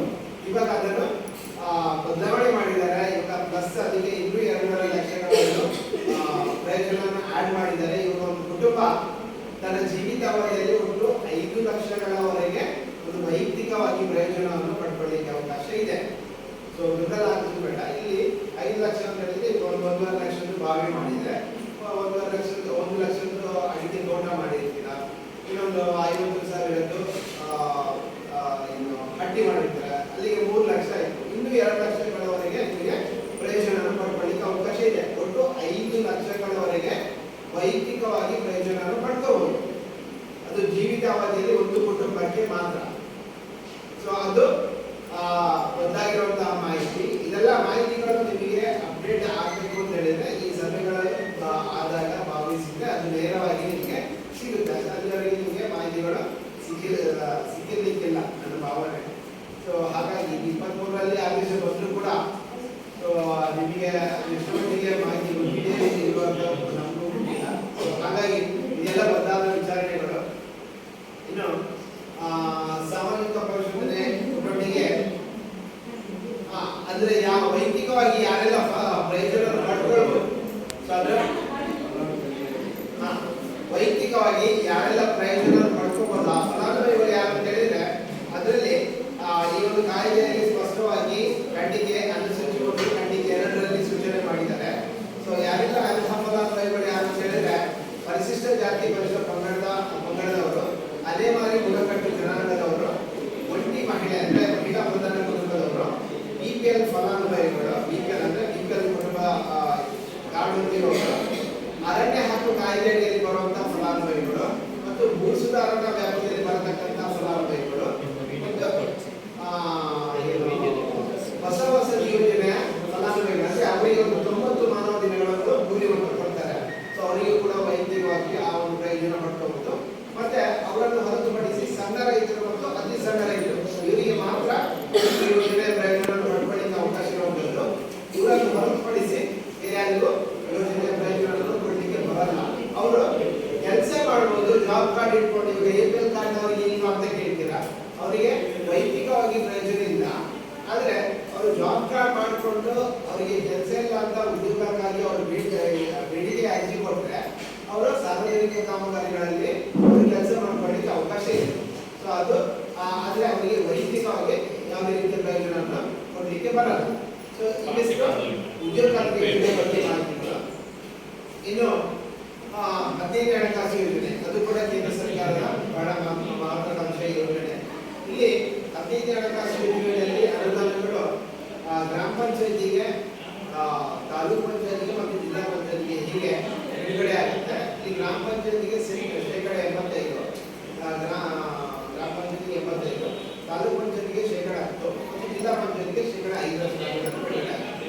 ಈಗ ಗ್ರಾಮ ಪಂಚಾಯತಿಗೆ ಗ್ರಾಮ ಪಂಚಾಯತ್ ವ್ಯಾಪ್ತಿಯಲ್ಲಿ ಬಿಡುಗಡೆ ಆಗಿರ್ತಕ್ಕಂಥ ಅನುದಾನ ಏನಿದೆ ಆ ಶೇಕಡ 85, ಅದು ಯಾವ ತರ ಬಿಡುಗಡೆ ಆಗುತ್ತೆ? ನಿಮ್ಮ ಗ್ರಾಮ ಪಂಚಾಯತಿನ ಭೌಗೋಳಿಕ ಹಿನ್ನೆಲೆ, ಭೌಗೋಳಿಕ ವ್ಯಾಪ್ತಿ ಮತ್ತು ಜನಸಂಖ್ಯೆಗೆ ಅನುಗುಣವಾಗಿ ನಿಮಗೆ ಆ ಶೇಕಡ 85% ಅನುದಾನ ನಿಮಗೆ ಅನುದಾನ ಬಿಡುಗಡೆ ನಿಗದಿ ಆಗಿ ಅನುದಾನ ಬಿಡುಗಡೆ ಆಗುತ್ತೆ. ಆ ಬಿಡುಗಡೆ ಆದಂತಹ ಅನುದಾನವನ್ನು ಯಾವ ರೀತಿ ಖರ್ಚು ಮಾಡಬೇಕು ಅನ್ನೋದ್ರ ಬಗ್ಗೆ ಮಾರ್ಗಸೂಚಿ ಇದೆ. ಅದರಲ್ಲಿ ಒಟ್ಟು 2 ಭಾಗಗಳನ್ನಾಗಿ ಮಾಡ್ತಾರೆ. ಒಂದು ಶೇಕಡ 60 ನಿರ್ಬಂಧಿತ ಅನುದಾನ, ಅದಕ್ಕೆ ನಿಬಂಧನೆಗಳಿರುತ್ತೆ ಖರ್ಚು ಮಾಡಬೇಕು ಅಂತ ಹೇಳಿದ್ರೆ. ಶೇಕಡ 40% ಅನುದಾನ ಅನಿರ್ಬಂಧಿತ ಅನುದಾನ, ಅದಕ್ಕೆ ನಿಬಂಧನೆಗಳಿರಲ್ಲ, ಇತರ ಬೇಡಿಕೆಗಳಿಗೆ ನೀವು ಖರ್ಚು ಮಾಡಿಸ್ಕೊಳ್ತಾರೆ. ಆ ಶೇಕಡ 60 ಏನಿದೆ ನಿರ್ಬಂಧಿತ ಅನುದಾನ, ಅಲ್ಲಿ ಮತ್ತೆ 2 ಭಾಗಗಳನ್ನಾಗಿ ಮಾಡ್ತಾರೆ. ಶೇಕಡ 50ರಷ್ಟು ಏನು ನಿಮ್ಮ ಗ್ರಾಮ ಪಂಚಾಯತ್ ವ್ಯಾಪ್ತಿಯಲ್ಲಿ ಕುಡಿಯುವ ನೀರಿಗೆ ಪೂರಕವಾದ ಕಾಮಗಾರಿಗಳನ್ನು ಮಾಡಿಕೊಳ್ಳಿಕ್ಕೆ ಅವಕಾಶ ಇದೆ. ಶೇಕಡ 50ರಷ್ಟು ಅನುದಾನ ನೈರ್ಮಲೀಕರಣಕ್ಕೆ ಸಂಬಂಧಪಟ್ಟ ಕಾಮಗಾರಿಗಳನ್ನು ಮಾಡಿಕೊಳ್ಳಿಕ್ಕೆ ಅವಕಾಶ ಇದೆ. ಅಂದರೆ ಶೇಕಡ 60 ಅಲ್ಲಿ ಖಾಲಿ ಆಯಿತು. ಶೇಕಡ ಉಳಿದ ಶೇಕಡ 40ರಷ್ಟು ಅನುದಾನ ಏನಿದೆ ಅದು ನಿಮ್ಮ ಗ್ರಾಮ ಪಂಚಾಯತ್ ಇತರ ಬೇಡಿಕೆಗಳನ್ನು ನೀವು ಬೇಡಿಕೆಗಳಿಗೆ ಖರ್ಚು ಮಾಡಿಕೊಳ್ಳುವಂಥ ಅವಕಾಶ ಇದೆ. ಸೊ ಇಲ್ಲಿ ಒಟ್ಟಾರೆಯಾಗಿ ಶೇಕಡ 25% ಅನುದಾನವನ್ನು ಪರಿಶಿಷ್ಟ ಜಾತಿ ಮತ್ತು ಪರಿಶಿಷ್ಟ ಪಂಗಡಗಳಿಗೆ ಮೀಸಲಿಡಬೇಕು. ಮತ್ತೆ ಶೇಕಡ 5% ಅನುದಾನ ವಿಕಲಚೇತನರಿಗೆ ಅನುದಾನ ಮೀಸಲಿಡಬೇಕು. ಈ 2 ಅನುದಾನ ಏನು ಶೇಕಡ 25 ಮತ್ತು ಶೇಕಡ 5 ಏನಿದೆ ಅಲ್ವಾ, ಅದನ್ನು ಯಾವುದೇ ಕಾರಣಕ್ಕೆ ವೈಯಕ್ತಿಕವಾಗಿ ಅವರಿಗೆ ಸೌಲಭ್ಯಗಳನ್ನು ಕೊಡುವಾಗಿಲ್ಲ. ವಿಕಲಚೇತನರಿಗಿರ್ಬೋದು ಅಥವಾ ಪರಿಶಿಷ್ಟ ಜಾತಿ ಮತ್ತು ಪಂಗಡದವರಿಗಿರ್ಬೋದು, ವೈಯಕ್ತಿಕವಾಗಿ ಅವರಿಗೆ ಯಾವುದೇ ರೀತಿಯ ಸೌಲಭ್ಯಗಳನ್ನು ಕೊಡಲಿಕ್ಕೆ ಅವಕಾಶ ಇಲ್ಲ. ಅದನ್ನು ಸಮುದಾಯವಾಗಿ ಸಾರ್ವಜನಿಕವಾಗಿ ಪರಿಶಿಷ್ಟ ಜಾತಿ ಪರಿಶಿಷ್ಟ ಪಂಗಡದವರಿಗೆ ವಿನಿಯೋಗ ಮಾಡಬಹುದು. ಅಥವಾ ವಿಕಲಚೇತನರಿಗೆ ಶೇಕಡ 5ರಷ್ಟು ಅನುದಾನವನ್ನು ಸಮುದಾಯದ ಕಾಮಗಾರಿಗಳಿಗೆ ಖರ್ಚು ಮಾಡಿಕೊಳ್ಳಿಕ್ಕೆ ಅವಕಾಶ ಇದೆ. ಇದು 15 ಹಣಕಾಸು ಅನುದಾನ. ಇಲ್ಲಿ ಏನು ಕಾಲಕಾಲಕ್ಕೆ ಅನುದಾನಗಳು ಬಿಡುಗಡೆ ಆಗುತ್ತೆ, ಆ ಬಿಡುಗಡೆ ಆದಂತಹ ಅನುದಾನವನ್ನು ನೀವು ಮುಂದಿನ ಹಂತಕ್ಕೆ ಕ್ಯಾರಿ ಫಾರ್ವರ್ಡ್ ಮಾಡಬಹುದು. ಸೊ ಅದೇ ರೀತಿ ತಾಲೂಕು ಪಂಚಾಯತ್ ಮತ್ತು ಜಿಲ್ಲಾ ಪಂಚಾಯತ್, ತಾಲೂಕು ಪಂಚಾಯತ್ಗೆ ಶೇಕಡ 10, ಜಿಲ್ಲಾ ಪಂಚಾಯತ್ಗೆ ಶೇಕಡ 5ರಷ್ಟು ಅನುದಾನ ಬಿಡುಗಡೆ ಆಗುತ್ತೆ. ಇವಾಗ 22ನೇ ಸಾಲಿನಿಂದ ತಾಲೂಕು ಪಂಚಾಯತ್ನಲ್ಲಿ ಮತ್ತು ಜಿಲ್ಲಾ ಪಂಚಾಯತ್ನಲ್ಲಿ ಯಾವುದೇ ರೀತಿಯ ಆಡಳಿತ ಮಂಡಳಿ ಇಲ್ಲದಿರೋದ್ರಿಂದ ಅವರು ಬಿಡುಗಡೆ ಆಗಿಲ್ಲ. ಸೊ ಹಾಗಾಗಿ ನಮಗೆ ಆಡಳಿತಗಳು ಸಿಕ್ಕಿಲ್ಲ. ಸೊ ಮುಂದಿನ ಹಂತದಲ್ಲಿ ಅಲ್ಲಿ ಕೂಡ ಒಂದು ಚುನಾವಣೆ ನಡೆದು ಅಲ್ಲಿ ಆಡಳಿತ ಮಂಡಳಿ ಜಾರಿಗೆ ಬಂತು ಅಂತ ಹೇಳಿದ್ರೆ ಅವರಿಗೂ ಕೂಡ ಶೇಕಡ 10 ಅನುದಾನ ತಾಲೂಕು ಪಂಚಾಯತಿಗೆ ಬಿಡುಗಡೆ ಆಗುತ್ತೆ ಮತ್ತು ಶೇಕಡ 5ರಷ್ಟು ಅನುದಾನ ಜಿಲ್ಲಾ ಪಂಚಾಯತಿಗೆ ಬಿಡುಗಡೆ ಆಗುತ್ತೆ. ಅದು 15 ಹಣಕಾಸು ಯೋಜನೆ. ಇನ್ನು ಇಷ್ಟು 15 ಹಣಕಾಸು ಯೋಜನೆಗೆ ಸಂಬಂಧಪಟ್ಟ ಇದು ರಾಜ್ಯ ಹಣಕಾಸು ಯೋಜನೆ, ಅದು ಆಯೋಗದ ಅನುದಾನ ಯೋಜನೆ. ಈ ಅನುದಾನ ಜಿಲ್ಲಾ ಪಂಚಾಯತ್ ಮತ್ತು ತಾಲೂಕು ಪಂಚಾಯತ್ಗೆ ಬಿಡುಗಡೆ ಆಗುತ್ತದೆ. ಇಲ್ಲಿ ಕಳೆದ 2020-21ರಿಂದ ಈ ಒಂದು ಅನುದಾನದ ಖರ್ಚುಗಳನ್ನು ನಾವು ಪರಿಶೀಲನೆ ಮಾಡಿದ್ದೇವೆ. ಅದಕ್ಕೆ ಸಂಬಂಧಪಟ್ಟ ಕಡತಗಳು ನಮಗೆ ಸಿಕ್ಕಿವೆ. ಅದರ ಕಾಮಗಾರಿಗಳನ್ನು ಕೂಡ ನಾವು ಪರಿಶೀಲನೆ ಮಾಡಿದ್ದೇವೆ. ಅದರ ವರದಿ ಮುಂದೆ ಮಂಡನೆ ಆಗುತ್ತೆ. ಸೊ ಈಗ ಏನು ಅನುದಾನ ಅಂತ ಹೇಳಿದ್ರೆ, ಅನುದಾನ ಈಗ ಮಾರ್ಚ್ ಅಕ್ಟೋಬರ್ ಒಳಗೆ ಅವರು ಏನು ಅನುದಾನ ಬಂದಿರುತ್ತೆ ಆ ಅನುದಾನವನ್ನು ಅವರು ವಿನಿಯೋಗ ಮಾಡಲೇಬೇಕು, ಅದು ಖರ್ಚು ಮಾಡಲೇಬೇಕು. ಅದಕ್ಕೆ ಸಂಬಂಧಪಟ್ಟ ಹಾಗೆ ಏನು ಕ್ರಿಯೋಜನೆ ಮಾಡಿಕೊಂಡು ಅನುದಾನವನ್ನು ವಿನಿಯೋಗ ಮಾಡದಿದ್ರೆ, ಖರ್ಚು ಮಾಡದಿದ್ರೆ ಅದು ಮತ್ತೆ ಸರ್ಕಾರಕ್ಕೆ ವಾಪಸ್ ಹೋಗುತ್ತೆ. ಯಾವುದೇ ಕಾರಣಕ್ಕೆ ಅವರಿಗೆ ಖರ್ಚು ಮಾಡಲಿಕ್ಕೆ ಅನುದಾನ ಸಿಗಲ್ಲ. ಸೊ ಪ್ರತಿಯೊಂದು ಆರ್ಥಿಕ ವರ್ಷದಲ್ಲೂ ಕೂಡ ಇದೇ ರೀತಿ ಇರುತ್ತೆ. ಸೊ ಹಾಗಾಗಿ ಜಿಲ್ಲಾ ಪಂಚಾಯತ್ನಿಂದ ಕಳೆದ 5 ವರ್ಷಗಳಲ್ಲಿ ನಿಮ್ಮ ಗ್ರಾಮ ಪಂಚಾಯತ್ನಲ್ಲಿ ಆಗಿರುವಂತಹ ಕಾಮಗಾರಿಗಳ ಕಡತಗಳನ್ನು ನಾವು ಪರಿಶೀಲನೆ ಮಾಡಿದ್ದೇವೆ. ಸೊ ಅದು ಕೂಡ ವರದಿ ಮುಂದೆ ಮಂಡನೆ ಆಗುತ್ತೆ. ಕಾಮಗಾರಿಗಳಿಗೆ ಸಂಬಂಧಪಟ್ಟ ಹಾಗೆ ಮಹಾತ್ಮ ಗಾಂಧಿ ನರೇಂದ್ರ ನಿಮಗೆ ಏನೇ ಕಾಮಗಾರಿಗಳಿಗೆ ಸಂಬಂಧಪಟ್ಟ ಹಾಗೆ ಮಾಹಿತಿಗಳು ಬೇಕು ಅಂತ ಹೇಳಿದ್ರೆ, ತಾಂತ್ರಿಕವಾದ ಮಾಹಿತಿಗಳು ಬೇಕು ಅಂತ ಹೇಳಿದ್ರೆ ನಮ್ಮ ತಾಲೂಕು ತಾಂತ್ರಿಕ ಸಂಯೋಜಕರ ಸಂಘ ಇದ್ದಾರೆ, ಸೊ ಅವ್ರ ಜೊತೆ ಕೇಳಿ ಕೊಡಬಹುದು. ಸೊ ಅದೇ ರೀತಿ ಬೇರೆ ಯೋಜನೆಗಳ ಬಗ್ಗೆ ನಿಮ್ಗೆ ಏನಾದರೂ ಮಾಹಿತಿಗಳ ಕೊರತೆ ಇದೆ ಅಥವಾ ಕೇಳಲಿಕ್ಕೆ ಇದೆ ಅಂತ ಹೇಳಿದ್ರೆ ಅದನ್ನು ದಯವಿಟ್ಟು ಈ ಒಂದು ಸಭೆಯಲ್ಲಿ ನೀವು ಕೇಳ್ಕೊಡಿ. ಈ ಸಭೆ ನಿಮಗೆ ಆಯೋಜನೆ ಮಾಡಿರುವಂಥದ್ದು ಅದೇ ಉದ್ದೇಶಕ್ಕಾಗಿ ಕುಂದುಕೊರತೆಗಳಿರ್ಬೋದು ಅಥವಾ ಸಲಹೆ ಸೂಚನೆಗಳಿರ್ಬೋದು, ಏನು ನೀವು ನಿಮ್ಮಲ್ಲಿ ಏನಾದರೂ ಪ್ರಶ್ನೆಗಳಿದೆ ದಯವಿಟ್ಟು ಅದನ್ನು ಹೇಳಿ. ಸೊ ನಾವು ಅದಕ್ಕೆ ಈ ಒಂದು ಹಂತದಲ್ಲಿ ಅದನ್ನು ಸರಿಪಡಿಸ್ಕೊಂಡು ನೋಡೋದಕ್ಕೆ ಅವಕಾಶ ಇದೆ. ಸೊ ಇದು ಯೋಜನೆಗಳಿಗೆ ಸಂಬಂಧಪಟ್ಟ ಹಾಗೆ, ಇನ್ನು ಸಾಮಾಜಿಕ ವರ್ಷಕ್ಕೆ ಸಂಬಂಧಪಟ್ಟ ಹಾಗೆ ನಾವು 3 ವಿಚಾರಗಳಿಗೆ ಇಲ್ಲಿ ಬಹಳಷ್ಟು ಒತ್ತು ಕೊಟ್ಟು ಈ ಒಂದು ಪ್ರಕ್ರಿಯೆಯನ್ನು ಮಾಡ್ತಾ ಇದ್ದೀವಿ. ಸೊ ಇಲ್ಲಿ ಪಾರದರ್ಶಕತೆ, ಉತ್ತರದಾಯಿತ್ವ ಮತ್ತು ಜನರ ಸಹಭಾಗಿತ್ವ ಇದು ಬಹಳ ಪ್ರಮುಖ ಪಾತ್ರಗಳು. ಸೊ ಇಲ್ಲಿ ಪಾರದರ್ಶಕತೆ ಅಂತ ಹೇಳಿದ್ರೆ ನೇರವಾಗಿ ಏನು ಕಡತಗಳಲ್ಲಿ ಗ್ರಾಮ ಪಂಚಾಯತ್ನಲ್ಲಿ ಕಾಮಗಾರಿ ನಿರ್ವಹಿಸಿರುವುದಕ್ಕೆ ಕಡತಗಳನ್ನು ಅವರು ನಿರ್ವಹಣೆ ಮಾಡ್ತಾರೆ. ಅದಕ್ಕೆ ಏನೆಲ್ಲ ಪೇಮೆಂಟ್ ಆಗಿರುತ್ತೆ ಅದೆಲ್ಲವೂ ಇವಾಗ ಆನ್ಲೈನಲ್ಲಿ ಇರುವಂಥದ್ದು. ಸೊ ಕಡತವನ್ನು ನಮ್ಮ ಪರಿಶೀಲನೆಗೆ ತೆಗೆದುಕೊಂಡು ನಾವು ಆನ್ಲೈನಲ್ಲಿ ಏನೆಲ್ಲ ಪೇಮೆಂಟ್ ಆಗಿದೆ ಅದಕ್ಕೆ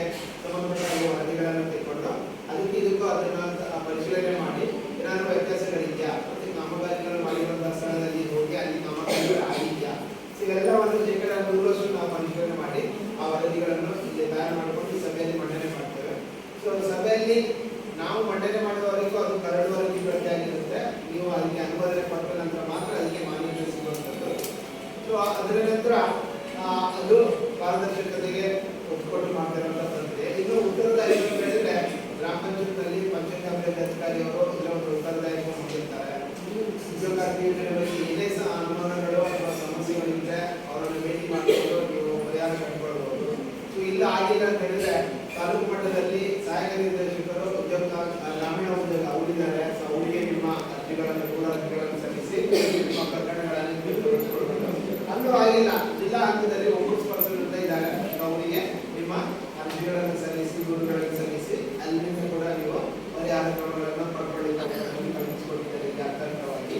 ಸೊ ಹಾಗಾಗಿ ಅಷ್ಟು ಮಟ್ಟಿಗೆ ಇದಕ್ಕೆ ಬಹಳಷ್ಟು ಉತ್ತು ಕೊಟ್ಟು ಎಲ್ಲವನ್ನು ಮಾಡಿದ್ದಾರೆ. ಇನ್ನು ಕೊನೆಯದಾಗಿ ಜನ ಸಹಭಾಗಿತ್ವ ಇದು ನಮಗೆ ತುಂಬಾ ಬೇಜಾರ ವಿಷಯ. ಯಾಕಂತ ಹೇಳಿದ್ರೆ ಹಾಗೆ ನಾನು ಪ್ರಸ್ತಾಪ ಮಾಡಿದಾಗೆ ಸೊ ಜನರ ಸಹಭಾಗಿತ್ವ ಇಲ್ಲಿ ಯಾವುದೇ ರೀತಿಯಲ್ಲಿ ಕಂಡು ಬರ್ತಾ ಇಲ್ಲ. ಸೊ ಹಾಗಾಗಿ ನಾವು ಏನೇ ಹೇಳಿದ್ರು ಇಷ್ಟು ಹೇಳೋದು ನಮ್ಮ ಕರ್ತವ್ಯ ಇದೆ. ಆದ್ರೆ ಆ ಕರ್ತವ್ಯ ಏನು ನಾವು ಹೇಳಿದ ಮಾಹಿತಿಗಳು ಪ್ರತಿಯೊಬ್ಬರಿಗೂ ತಾಲೂಕು ಆದ್ರೆ ನಾವು ಮಾಡಿದ ಕೆಲಸಗಳು ಕೂಡ ಒಂದು ಮನೆಗೆ ಸಿಗುವಂಥದ್ದು. ಇಲ್ಲ ಅಂತ ಹೇಳಿದ್ರೆ ನಾವು ಅಷ್ಟು ಮಾಹಿತಿಗಳನ್ನು ಹೇಳಿ ಕೂಡ ಜನರಿಗೆ ಅದರ ಬಗ್ಗೆ ಮಾಹಿತಿ ಇಲ್ಲದೆ ಹೋದ್ರೆ ಸೊ ಅದು ನಾವು ಮಾಡಿದ್ದು ಕೂಡ ವ್ಯರ್ಥ ಆಗುತ್ತೆ. ನಾವು ನಮ್ಮ ಕೆಲಸವನ್ನು ನಾವು ನಿಯತಿಯಿಂದ ಮಾಡಲೇಬೇಕಾಗುತ್ತೆ. ಒಬ್ಬರು ಬಂದು ಕೂಡ ಅವರಿಗೆ ಮಾಹಿತಿಯನ್ನು ಕೊಡಬೇಕಾಗಿರುವಂಥದ್ದು ನಮ್ಮ ಕರ್ತವ್ಯ. ಹಾಗಾಗಿ ಇಲ್ಲಿ ಬಹಳಷ್ಟು ಮುಂದಿನ ದಿನಗಳಲ್ಲಿ ನಮಗೆ ಸವಾಲಿನ ಕೆಲಸ. ಯಾಕಂತ ಹೇಳಿದ್ರೆ ಇಂತಹ ಯೋಜನೆಗಳನ್ನು ಉಳಿಸಿ ಬೆಳೆಸಿಕೊಂಡು ಹೋಗಬೇಕಾಗಿರುವಂಥದ್ದು ಕೂಡ ಬಹಳಷ್ಟು ಅಗತ್ಯ ಇದೆ. ಹಾಗಾಗಿ ಮತ್ತೊಮ್ಮೆ ನಾನು ಗ್ರಾಮ ಪಂಚಾಯತಿನ ಆಡಳಿತ ಮಂಡಳಿಯಲ್ಲಿ ನನ್ನನ್ನು ವಿನಂತಿ ಮಾಡುವಂತಹ ವಿಷಯ ಏನಂತ ಹೇಳಿದ್ರೆ ಮುಂದಿನ ದಿನಗಳಲ್ಲಿ ಇನ್ನಷ್ಟು ಹೆಚ್ಚಿನ ರೀತಿಯಲ್ಲಿ ಗ್ರಾಮಸ್ಥರನ್ನು ಸೇರಿಸಿಕೊಳ್ಳುವಂತಹ ಒಂದು ರೀತಿಯಲ್ಲಿ ಕ್ರಮಗಳನ್ನು ತೆಗೆದುಕೊಂಡು ಸಭೆಗಳನ್ನು ಒಳ್ಳೆಯ ರೀತಿಯಲ್ಲಿ ನಡೆಸಿಕೊಂಡು ಹೋಗುವ ಹಾಗೆ ಮುಂದುವರಿಸಿಕೊಂಡು ಹೋಗಬೇಕೆನ್ನೋ ನಿಟ್ಟಿನಲ್ಲಿ ಗ್ರಾಮ ಪಂಚಾಯತಿಯಿಂದ ಕ್ರಮ ತೆಗೆದುಕೊಳ್ಬೇಕು ಅಂತ ಹೇಳ್ತಾ ಈ ಒಂದು ಸಂದರ್ಭದಲ್ಲಿ ಯೋಜನೆಯ ಬಗ್ಗೆ ನಮಗೆ ಮಾತನಾಡಲಿಕ್ಕೆ ಅನುವು ಮಾಡಿಕೊಂಡಿದ್ದೀರಾ. ಎಲ್ಲರಿಗೆ ಮತ್ತೊಮ್ಮೆ ವಂದಿಸುತ್ತಾ ನನಗೆ ಮಾತುಗಳನ್ನು ಮುಗಿಸ್ತೇವೆ. 15ನೇ ಹಣಕಾಸು ನರೇಗಾ ಹಾಗೂ ರಾಜ್ಯ ಹಣಕಾಸು ಬಗ್ಗೆ ಮಾಹಿತಿ ನೀಡಿದ್ದಾರೆ. ದಯವಿಟ್ಟು ಏನಾದರೂ ಕೇಳಿದ್ರೆ ಕೇಳಿ ಅವರಿಗೆ. ಬಹಳಷ್ಟು ಮಾಹಿತಿಯನ್ನು ನೀಡಿದ್ದಾರೆ. ಬದಲಾವಣೆಗಳು ಏನೆಲ್ಲ ಆಗಿದೆ ಎಲ್ಲವನ್ನು.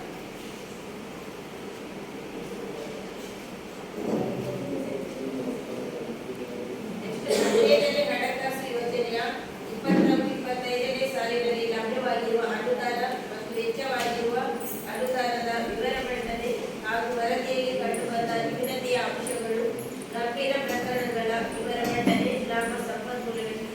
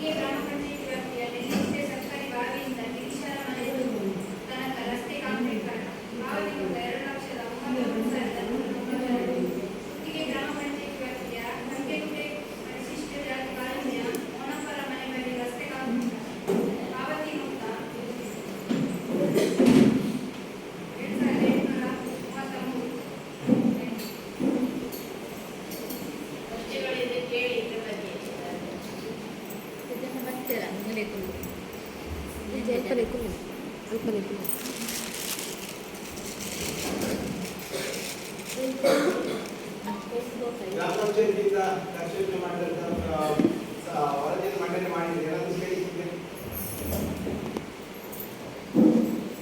ಈಗ ಗ್ರಾಮ ಪಂಚಾಯತಿಯಿಂದ ಕಾಮಗಾರಿಗಳು ಆಗಿದೆ. ಆದರೆ ಇಲ್ಲಿ ಗ್ರಾಮ ಪಂಚಾಯತ್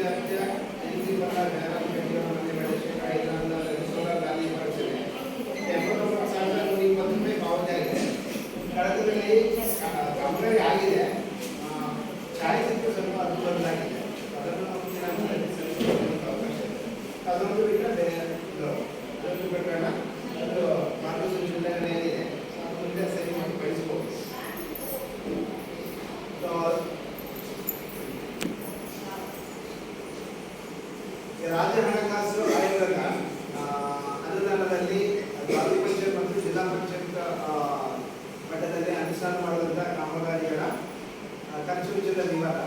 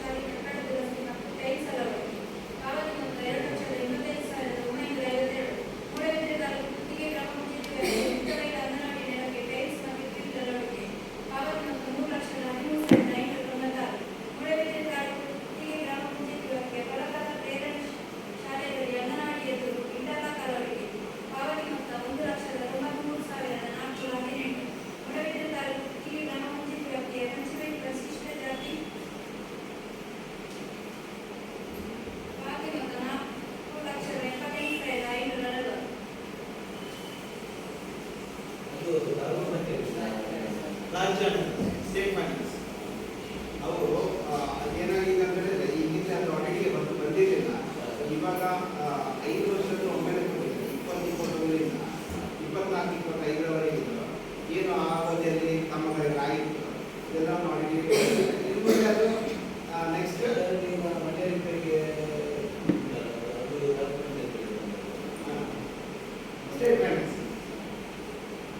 ಸ್ಟೇಟ್ ಫೈನಾನ್ಸ್ ಅಂದ್ರೆ ಅದು ಗ್ರಾಮ ಪಂಚಾಯತಿಗೆ ಅನುದಾನದಿಂದ ತಾಲೂಕು ಮತ್ತು ಜಿಲ್ಲಾ ಪಂಚಾಯತ್ ಅದು ಇನ್ನು ಮುಂದೆ ರೆಗ್ಯುಲರ್ ಆಗಿ ವರ್ಷ ಇದೆ ಆಡಿಟಿಂಗ್ ಇಲ್ಲದಿದ್ದರಿಂದ 5 ವರ್ಷಕ್ಕೆ ಒಮ್ಮೆಲೆ ಮಾಡಿದ್ದಾರೆ.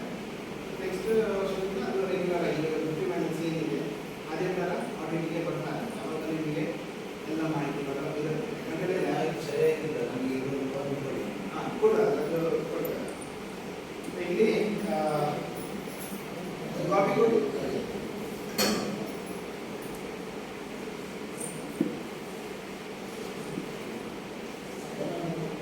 ಈಗ 2021ರಿಂದ 24-25ನೇ ಸಾಲಿಗೆ ಜಿಲ್ಲಾ ಪಂಚಾಯತಿಯಿಂದ ಒಟ್ಟು 5 ಕಾಮಗಾರಿಗಳನ್ನು ಅನುಷ್ಠಾನ ಮಾಡಲಾಗಿದೆ. ಮತ್ತೆ 2021ರಿಂದ 24-25ರವರೆಗೆ ತಾಲೂಕು ಪಂಚಾಯತಿಯಿಂದ ಏನು ಅನುದಾನ ಬಿಡುಗಡೆ ಆಗಿರುವಂಥದ್ದು ಅದರಲ್ಲಿ ಒಟ್ಟು 12 ಕಾಮಗಾರಿಗಳು ಅನುಷ್ಠಾನ ಆಗಿದೆ. 12 ಕಾಮಗಾರಿ. ಸೊ ಅದು ಅದರಲ್ಲಿ ಇವಾಗ ನಿಮಗೆ ಮಾಹಿತಿಯನ್ನು ಓದಿ ಹೇಳಿದ್ರು ಎಷ್ಟು ಖರ್ಚಾಗಿದೆ ಅಂತ. ಸೊ ಅದರಲ್ಲಿ ಏನು ಆಗಿಲ್ಲ ಸರ್, ಈಗ ನೀವು ಅದರಲ್ಲಿ ಓದಿದ್ರೆ ಮತ್ತೆ ಕೆಲಸ ಮಾಡಿಕೊಡೋ ಕಾಮಗಾರಿ ಯಾವುದರಲ್ಲಿ ಈಗ ನೀವು ಓದಿದ್ದೀರಾ ಹೌದಾ? ಯಾವ್ದು ಹೇಳಿ ತೊಂದರೆ ಇದು ನಾವು ಇಟ್ಕೊಳ್ಳಿ. ಈಗ ನಮಗೆ ಆ ಕಡತದಲ್ಲಿ ಇವಾಗ ಏನಿದೆ ಅಂತಂದ್ರೆ ಅವ್ರು ಫೋಟೋ ಹಾಕಿರ್ತಾರೆ. ಇದು ಫೋಟೋ. ಸೊ ಆಮೇಲೆ ಪಂಚಾಯತಿ ಫಸ್ಟ್ ಅದೇನು ಹಣಕಾಸು ಅದೇ ಗ್ರಾಮ ಪಂಚಾಯತಿ ಅಲ್ಲ. ಈಗ ಕನ್ಫ್ಯೂಷನ್ ಬೇಡ. ಈಗ ತಾಲೂಕು ಪಂಚಾಯತ್ ಮತ್ತು ಜಿಲ್ಲಾ ಪಂಚಾಯತ್ ಅನುಷ್ಠಾನ ಆಗಿ ಮಾಡಿದ್ರು ಅದು ರಾಜ್ಯ ಹಣಕಾಸು, ಇದು 50 ಅಲ್ಲ. ನಿಮ್ಮ ಗ್ರಾಮ ಪಂಚಾಯತ್ ಅಲ್ಲೇ ಮಾಡಿದ್ದು ಅದೇ ಹಣಕಾಸು. ಸೊ ಅದರಲ್ಲಿ 2 ವರ್ಗ ಸೇಮ್ ಆಗಿದ್ದು ದಯವಿಟ್ಟು ತಿಳಿಸಿ, ಅದನ್ನು ನಾವು ನೇರವಾಗಿ ವರದಿ ಮಾಡ್ತೀವಿ. ಆಯ್ತು, ಇದೆಲ್ಲ ನಮ್ಮ ದೇಶಕ್ಕೆ ಪಂಚಾಯತಲ್ಲಿ ಇರ್ತದೆ, ವರದಿ ಒಂದು ಪ್ರತಿ ಪಂಚಾಯತಲ್ಲಿ ಇರ್ತದೆ. ಇದರಲ್ಲಿ ನಾವು ಕಂಡುಕೊಂಡಂತಹ ಲೋಪದೋಷಗಳು ಏನಿದೆ ಅಂತ ಸಭೆಯಲ್ಲಿ ಮಂಡನೆ ಮಾಡ್ತೀವಿ. ಮೊದಲಿದು ತಾಲೂಕು ಪಂಚಾಯತ್ ಇದು 23-24ನೇ ಸಾಲಿನಲ್ಲಿ ಆದಂತಹ ಕಾಮಗಾರಿ. ಮೂಡಿಗೆರೆ ತಾಲೂಕು ಗುತ್ತಿಗೆ ಗ್ರಾಮ ಪಂಚಾಯತ್ ವ್ಯಾಪ್ತಿಯ ಕನಿಷ್ಠ ಕಾಲೋನಿಗೆ ಸೋಲಾರ್ ದೀಪ ಅಳವಡಿಕೆ. ಆಯ್ತಾ? ಇಲ್ಲಿ ಆ ಒಂದು ಕಡತದಲ್ಲಿ ಒಟ್ಟು 20 ಸೋಲಾರ್ ದೀಪಕ್ಕೆ ಪಾವತಿ ಆಗಿದೆ. 20 ಸೋಲಾರ್ ದೀಪ ಸಿಕ್ಕಿದೆ ನನಗೆ, ಪಂಚಾಯತಿಗೆ ತೋರಿಸಿದ್ದಾರೆ. ಆದರೆ ಆ ಕಡತದಲ್ಲಿ 4 ಕಾಮಗಾರಿಗಳ ಪೂರ್ವ ಹಂತದ ಛಾಯಾಚಿತ್ರ ಮಾತ್ರ ಇಟ್ಟಿದ್ದಾರೆ. ಇದು ಪ್ರತಿಯೊಂದು ಕಡೆಗೂ ಪೂರ್ವ ಹಂತದ ಛಾಯಾಚಿತ್ರ ಬೇಕು. 16 ಸ್ಥಳದಲ್ಲಿ ಹಾಕಿದಂತಹ ಸೋಲಾರ್ ಛಾಯಾಚಿತ್ರದ ಪೂರ್ವ ಹಂತದ ಛಾಯಾಚಿತ್ರವನ್ನು ಅಂಗೀಕರಿಸಿದೆ ಎನ್ನುವ ಕಾರಣಕ್ಕಾಗಿ ನಾವು ಅದನ್ನು ಹಣಕಾಸು ಆಕ್ಷೇಪಣೆಯಲ್ಲಿ ತೋರಿಸಿದೆ. 3,82,820 ಅದು ಮುಂದೆ ಅವರು ಅದಕ್ಕೆ ಆನ್ಸರ್ ಕೊಡಬೇಕು. ಕೂಡಲೇ ತಾಲೂಕು ಗುತ್ತಿಗೆ ಗ್ರಾಮ ಪಂಚಾಯತ್ ವ್ಯಾಪ್ತಿಯ ಬಲಗಟ್ಟ ಪರಿಸರದಲ್ಲಿ ಕಾಲೋನಿಯಲ್ಲಿ ಸೋಲಾರ್ ಗಾಳಿ ದೀಪ ಅಳವಡಿಕೆ. ಇದು ಕೂಡ 20 ಸೋಲಾರ್ ದೀಪಕ್ಕೆ ಪಾವತಿಯಾಗಿದೆ.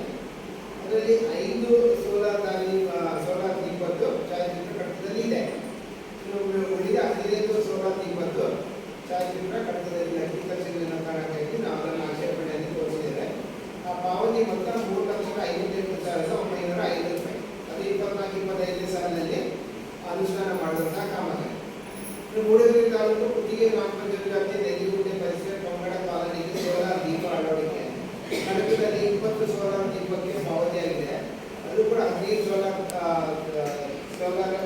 ದಾರಿ ದೀಪದ್ದು ಛಾಯಾಚಿತ್ರ ಕಡತದಲ್ಲಿ ಅಂಗೀಕರಿಸಿದ ಕಾರಣಕ್ಕಾಗಿ ಆ ಪಾವತಿ ಮೊತ್ತ ಏನಿದೆ 3,58,905 ರೂಪಾಯಿ.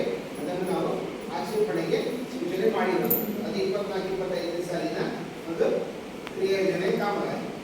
ಇಷ್ಟು ತಾಲೂಕು ಪಂಚಾಯತ್ ಇದು ರಾಜ್ಯ ಹಣಕಾಸು ಆಯೋಗದ ಅನುದಾನದಲ್ಲಿ ವೆಚ್ಚ ಮಾಡಿದಂತಹ ಕಾಮಗಾರಿಗಳ ವಿವರ. ಇನ್ನು ಜಿಲ್ಲಾ ಪಂಚಾಯತ್ ಅನುಷ್ಠಾನ ಮಾಡಿದಂತಹ ಕಾಮಗಾರಿಗಳು. ಮೂಡಿಗೆರೆ ತಾಲೂಕು ಗುತ್ತಿಗೆ ಗ್ರಾಮ ಪಂಚಾಯತ್ ವ್ಯಾಪ್ತಿಯ ಹಿರಿಯ ಪ್ರಾಥಮಿಕ ಶಾಲೆಯಲ್ಲಿ ಅಂಗವಿಕಲರಿಗೆ ಶೌಚಾಲಯ ರಚನೆ. ಈ ಒಂದು ಕಾಮಗಾರಿಗೆ 62,230 ರೂಪಾಯಿ ನಮಗೆ ಪಾವತಿ ಆಗಿದೆ. ನಿಮಗೆ ಸಾಮಾಜಿಕ ಪರಿಶೀಲನೆ ವೇಳೆಯಲ್ಲಿ ಈ ಕಾಮಗಾರಿ ಲಭ್ಯದ ಇನ್ನೊಂದು ಮಾಹಿತಿ ಬರ್ತದೆ ನಮಗೆ.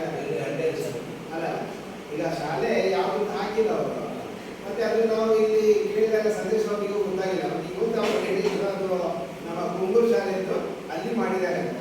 ಸೊ ಅದನ್ನು ನಾವು ಇವಾಗ ಕಾಮಗಾರಿ ಹೋಗ್ತೇವೆ.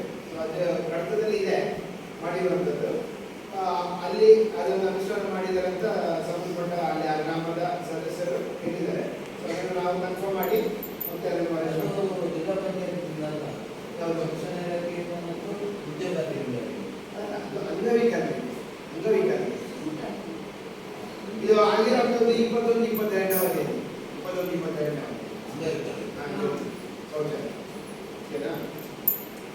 ಅದರಲ್ಲಿ 2 ಪುಸ್ತಕದ ಪ್ರತಿಯನ್ನು ಕೂಡ ಅಂಗೀಕರಿಸಿದ ಕಾರಣಕ್ಕೆ ಅದನ್ನು ಆಕ್ಷೇಪಣೆಯನ್ನು ತೋರಿಸಿದ್ದೇವೆ. ಇನ್ನು ಮೂರು ತಾಲೂಕು ಗುತ್ತಿಗೆ ಗ್ರಾಮ ಪಂಚಾಯತ್ ವ್ಯಾಪ್ತಿಯಲ್ಲಿ ಲೈಸೆನ್ಸ್ ST ಕಾಲೋನಿಗೆ ರಸ್ತೆ ಅಭಿವೃದ್ಧಿ ಕಾಂಕ್ರೀಟೀಕರಣ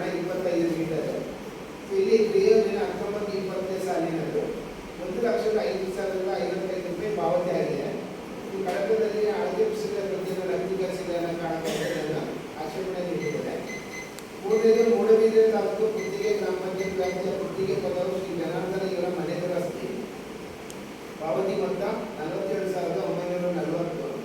ಕ್ರಿಯಾವಿಧಿ 21-22 ಸಾಲಿನಲ್ಲಿ ಆಗಿರುವಂತಹ ಕಾಮಗಾರಿ. ಅದು ಕೂಡ ಕಾಮಗಾರಿಯ ಕಡತದಲ್ಲಿ ಅಳವಡಿಸಿದ ಪಟ್ಟಿಯನ್ನು ಲಭ್ಯೀಕರಿಸಿಲ್ಲ. ಮೂಡಬಿದ್ರೆ ತಾಲೂಕು ಕುತ್ತಿಗೆ ಗ್ರಾಮ ಪಂಚಾಯತ್ ವ್ಯಾಪ್ತಿಯ ಕೊಳಕಳ ಅಂಗನವಾಡಿ ಕೇಂದ್ರ ಕಟ್ಟಡದ ಬಿಲ್ ಅಳವಡಿಕೆ ಅದರದ್ದು ಮುಂದುವರಿದ ಕಾಮಗಾರಿ 48,130 ರೂಪಾಯಿ ಪಾವತಿಯಾಗಿದೆ. 24-25 ಸಾಲಿನದು.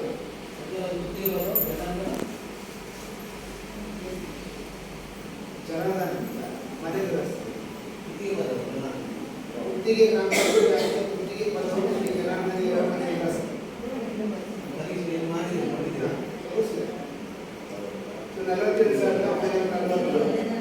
ಕಾಮಗಾರಿ ಇದೆ, ಬಟ್ ಅಲ್ಲಿ ಕಡತದಲ್ಲಿ ಅಳವಡಿಸಿದ ಪಟ್ಟಿ ಇಲ್ಲ ಅಂತ ಕಾರಣಕ್ಕಾಗಿ ನಾವು ಅದನ್ನು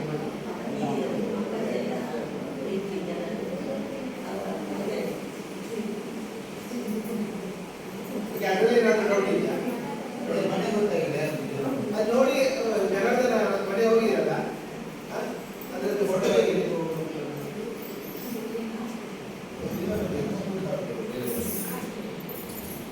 ಇನ್ನೊಂದು ಕೊನೆಯದಾಗಿ ಮಂಗಳೂರು ತಾಲೂಕು ಕುತ್ತಿಗೆ ಗ್ರಾಮ ಪಂಚಾಯತ್ನ ಕೊಂಡೆಟ್ಟ ಹೇಮಾಲ ರಸ್ತೆ ಜಂಕ್ಷನ್ ಹೈಮಾಸ್ಕ್ ದೀಪ ಅಳವಡಿಕೆ ಪಾವತಿ ಮೊತ್ತ 97,480. ಕ್ರಿಯೆ ದಿನ 19-20 ಸಾಲಿನದು. ಅಲ್ಲಿ ಅಂದಾಜು ಪ್ರತಿ ಇಲ್ಲ ಅಳತೆ ಕುಸಿದ ಪ್ರತಿಯೊಂದು ಕಟ್ಟಡದಲ್ಲಿ ಲಭ್ಯೀಕರಿಸಿದ ಕಾರಣಕ್ಕಾಗಿ ಆಕ್ಷೇಪಣೆಯಲ್ಲಿ ಇರಿಸಿರುವಂಥದ್ದು. ಕಾಮಗಾರಿಗಳು ನನಗೆ ಇದನ್ನು ಒಂದನ್ನು ಹೊರತುಪಡಿಸಿ ಈಗ ನಾನು ಹೇಳಿದ ಹಾಗೆ ಮೇಡಮ್ ಹೇಳಿದ್ರು ಅದು ಇದೆ ಅಂತ ನಾವು ಅದನ್ನು ಪರಿಶೀಲನೆ ಮಾಡ್ತೇವೆ. ಸೊ ಅದನ್ನು ಹೊರತುಪಡಿಸಿ ಎಲ್ಲ ಕಾಮಗಾರಿಗಳು ಸಿಕ್ಕಿದೆ, ತೋರಿಸ್ಕೊಟ್ಟಿದ್ದಾರೆ. ಸೊ ಇದು ಉಳಿದಂತೆ ಕೆಲವೊಂದು ಕಡತ ನಿರ್ವಹಣೆ ಮಾಡಲು ಆಗಿರತಕ್ಕಂಥ ಲೋಪಗಳು. ಸೊ ಇದನ್ನು ಹೊರತುಪಡಿಸಿ ಏನಾದರೂ ಹೇಳೋದಿದ್ರೆ ಇಲ್ಲಿ ಸಭೆಯಲ್ಲಿ